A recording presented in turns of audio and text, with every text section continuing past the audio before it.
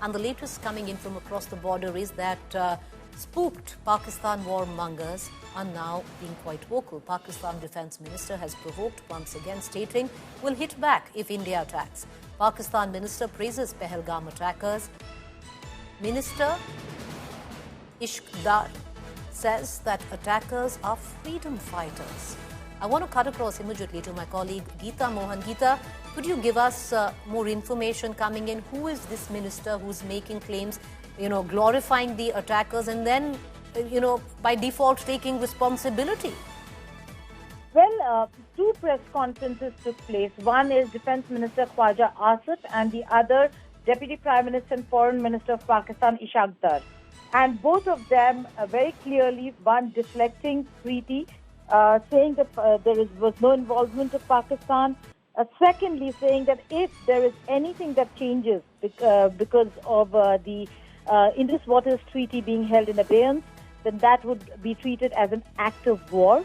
And then going ahead and provoking India yet again. So these provocative statements that are coming from Pakistan at a time when India has suffered at the hands of Pak terror yet again, at a time when a BSF soldier has been held by Pakistani forces, certainly is not going to go down well with New Delhi. Foreign envoys of select countries in batches are being briefed by the Ministry of External Affairs, none other than the Foreign Secretary himself. Not just talking about what happened, briefing them on the Pulwama terror attack, but also telling them, informing them that there is consequences that Pakistan will have to pay. And it's not just a first few steps of diplomatic measures, because that would hardly impact. Apart from the Indus Waters Treaty, everything else was anyway on a massive low, so that would hardly impact Pakistan. What they're looking at is military response, and it is justified, and that there can be no international outcry after knowing exactly what Pakistan has done. So these Geeta, coming from... But Geeta, also, but what is really, really worrying, and it's bizarre that you have a minister who's outrightly gone ahead and praised the attackers who attacked hapless tourists in Pahalgam. It's bizarre that you have someone actually saying. Well, absolutely, because look, where does it come down to, and how? What does it come down to, Preeti? It is not the civilian dispensation that is in control of Pakistan, especially not Pakistan's India policy. It is the Pakistani military and the Pakistani establishment. It trickles down from General Asim Munir. The statement that he made claiming Kashmir is a jugular vein for Pakistan, claiming that they're never going to leave the side of Kashmir, basically saying the terror forces that work against India and Indian interests, those are the people that they support, and that he avowed that they are going to continue supporting these forces who are fighting a so-called fight for the Kashmir cause.